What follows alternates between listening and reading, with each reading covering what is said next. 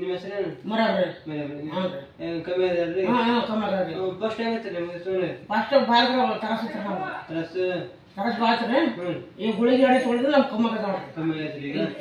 ತೊಗೊಂಡ್ರೆ ಕಮ್ಮಿ ಆಗದ. ಜಾಸ್ತಿ ಕಮ್ಮಿ ತಮ್ಮ? ಜಾಸ್ತಿ ಬಾಳ್ತ್ರಿ.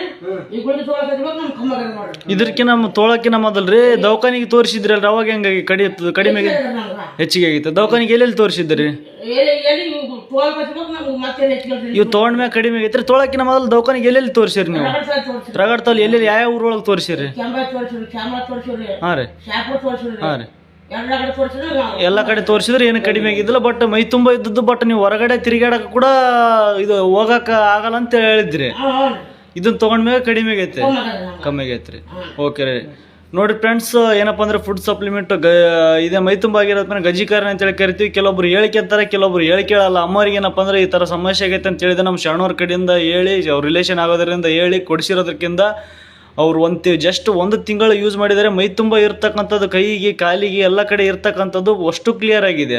ಅದಕ್ಕೋಸ್ಕರ ಏನೇ ಇದ್ದರೂ ಕೂಡ ನೀವು ನಾಚಿಕೆ ಪಡೆದು ಹೇಳ್ಕೊಂಡು ಎಲ್ಲ ನಮ್ಮ ಫುಡ್ ಸಪ್ಲಿಮೆಂಟ್ ಪ್ರಾಡಕ್ಟ್ನ ಯೂಸ್ ಮಾಡೋದ್ರಿಂದ ಎಲ್ಲ ಪ್ರಾಬ್ಲಮ್ ಕೂಡ ಕ್ಲಿಯರ್ ಆಗುತ್ತೆ. ಪ್ರತಿಯೊಬ್ಬರು ಕೂಡ ಯೂಸ್ ಮಾಡಿ. ನಿಮ್ಗೆ ಏನಾದರೂ ಬೇಕಾದ್ರೆ ನಮ್ಮನ್ನು